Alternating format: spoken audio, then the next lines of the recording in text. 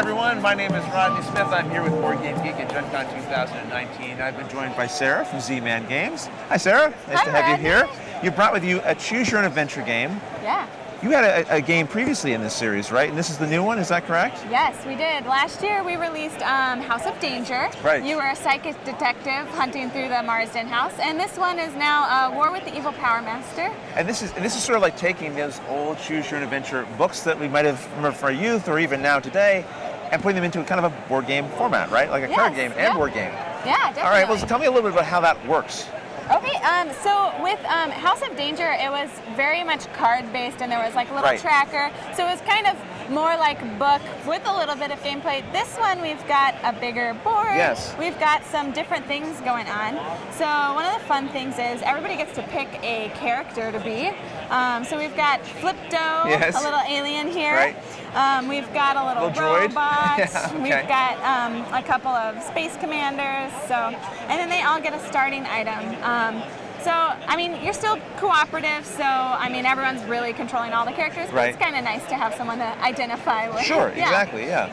And the idea is that you're being presented with choices throughout the game, right? And you're deciding, do we want to go left, do we want to go right, do we want to help a person, not help them, and that's going to dictate the cards you flip over? Is that the idea? Yeah, so we'll start off with an intro set of cards, and then they will direct us to go to one of these planets here. Okay. So instead of going through different chapters like in House of Danger, we are going to travel to different planets, and each planet has its own deck. And those will have the different cards for the story choices in those planets. In a game, you probably won't visit all the planets, so when you replay it, it'll be different each time. So you can get to the endings without going everywhere. Does that mean there's multiple endings then? Or? Yes, of course. In true choose your own adventure fashion, we've got multiple endings. Okay. So, yeah. Like there are times when you die and it tells you to go back to whatever card, but there are several ultimate endings at the end. So, right. Yeah. So, yeah, when you die, it's not like a reset back to the beginning. Yeah. It gives you kind of like a save point in a way, yeah, would you say? Definitely. Yeah. Yep.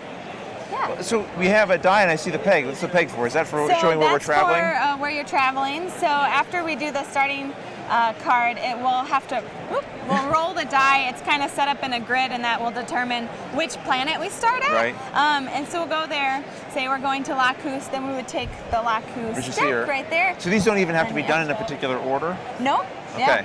Yeah. It's really interesting. They direct you to different stuff, and then you will flip over these little tracker tokens on here, and they have numbers on the back.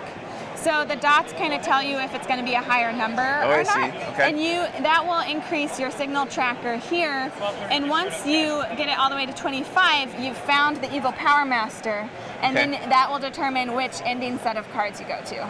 So we're trying to get to 25. We're trying to get to 25, but the Evil Power Master also has a tracker, and if he gets to 25, you don't want that. I see. Yeah. So he wins. Yeah. Okay, interesting. Yeah. How long does a game typically take to play? Like, do you play it all in one sitting? Is it meant to be sort of like saved and come back to later, or how does that work? So this one takes just about an hour, whereas House of Danger was a little bit longer. Like each chapter was about half an hour, so you kind of would maybe set it up, put it away, or spend a whole night reading the story. Sure. But this one is kind of nice to sit down and play for an hour, and then if you wanted to reset it, you could and visit other planets. Right, try to get a different outcome or something like that. Yeah. How many people can play?